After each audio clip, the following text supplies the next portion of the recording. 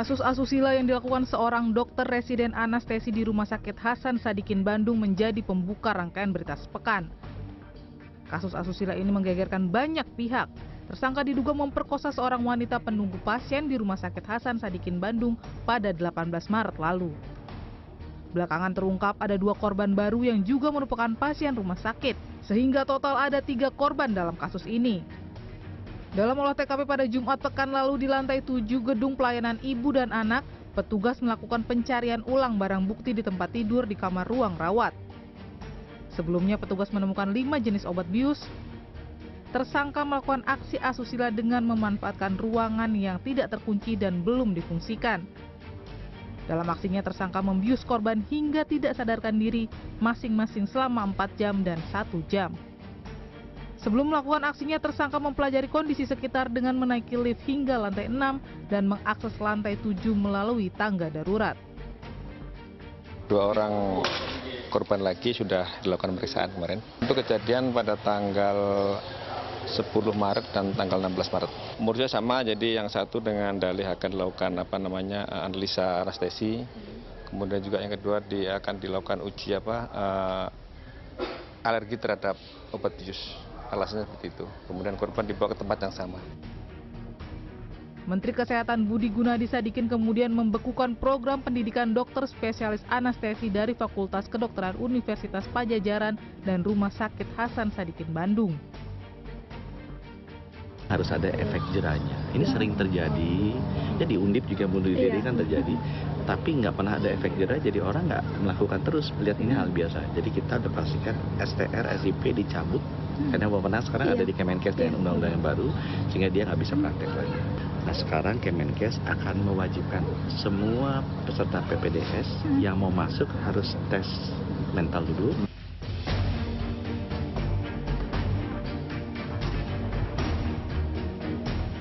Rumah milik seorang warga di Dusun Tenggang, Kabupaten Ponorogo terbakar karena lelehan plastik dari balon udara tanpa awak. Pemilik rumah menyebut balon udara jatuh di atap rumahnya. Untungnya saat itu warga sekitar langsung memadamkan api sebelum menghanguskan seisi rumah. Warga lantas menyerahkan balon udara ke Mapolsek Jenangan.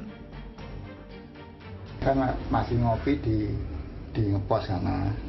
Ditelepon adik, "Kula, kamu di mana?" Saya masih ngopi. Pulang di rumah ada kebakaran. Langsung nggak pulang. Di luar tuh sudah penuh orang.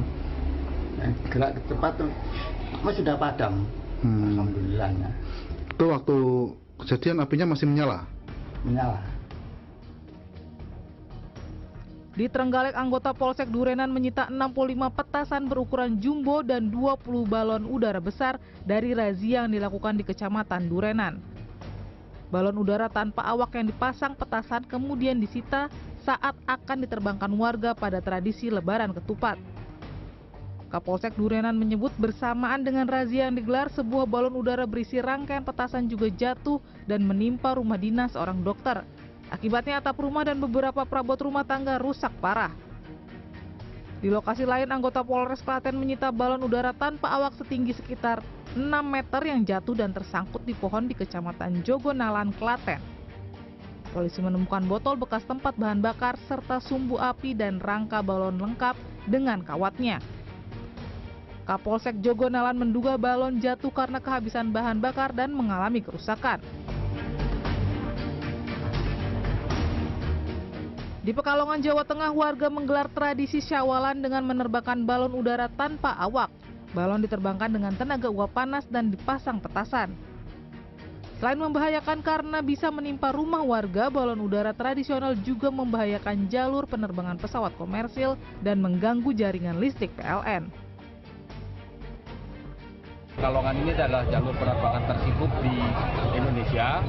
Jadi ini yang perlu kita jaga, bahwa balon-balon ini supaya tidak lepas menjadi balon atau melepas balon liar supaya tidak mengganggu penerbangan. Kemudian di atas Pekalongan ini juga umumnya pesawat yang menuju ke Semarang sudah mulai turun sehingga ketinggiannya sudah mulai berkurang, sehingga ada kemungkinan besar untuk bertemu dengan balon. Dan apabila balon ini tertabrak pesawat, ini resikonya amat sangat membahayakan.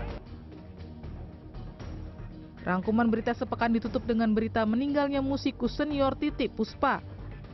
Pemakaman Titi Puspa pada Jumat pekan lalu dihadiri sejumlah tokoh nasional, di antaranya aktor dan sutradara Slamet Raharjo, pengusaha Dewi Motik, serta penyanyi Vina Panduwinata dan Inul Daratista. Musikus legendaris ini dimakamkan di TPU Tanah Kusir, Jakarta Selatan diiringi sanak saudara dan masyarakat umum. Jenazah sempat disemayamkan di masjid dekat rumah duka sebelum dimakamkan. Jenazah Titi Puspa diturunkan oleh 4 orang kerabat yaitu Bondan, Dio, Puma, dan 1 orang petugas jenazah. Keluarga melepas kepergian Titi Puspa dengan penuh keharuan. Perwakilan keluarga menyampaikan ucapan terima kasih dan memohon maaf kepada para pelayat yang hadir serta doa untuk almarhumah. Waktu kemarin aja dimandiin, senyumannya manis, nggak bisa dibeli, senyuman manis banget. Dan nggak ada kata orang tariknya, kasihan, bohong, nggak ada susunya, nggak ada tarikan, semua cantik-cantik. Tapi tadi kalau tidur nggak pakai bantal, kalau makan ada 1 mangkok soto yang enak, dia cuma makan 3 sendok, nyebelin nggak?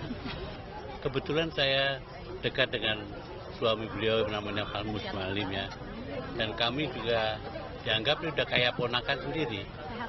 Saya kadang-kadang tidur di rumahnya yang di Jalan Keramat 5. Banyak pelayat yang merasa dekat dengan Titi Puspa. Menurut mereka almarhumah adalah artis yang dekat dengan masyarakat. Dan saya kenal baik, beliau itu orang baik. Ibu Pernah Titi. ketemu tatap muka gitu Pak? Berapa kali ketemu iya, gitu.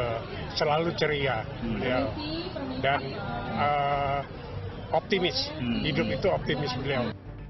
Titi Puspa meninggal dunia dalam usia 87 tahun pada Kamis 10 April silam karena menderita stroke. Almarhumah mengalami pecah pembuluh darah otak dan dirawat selama beberapa hari di Rumah Sakit Medistra Jakarta Selatan.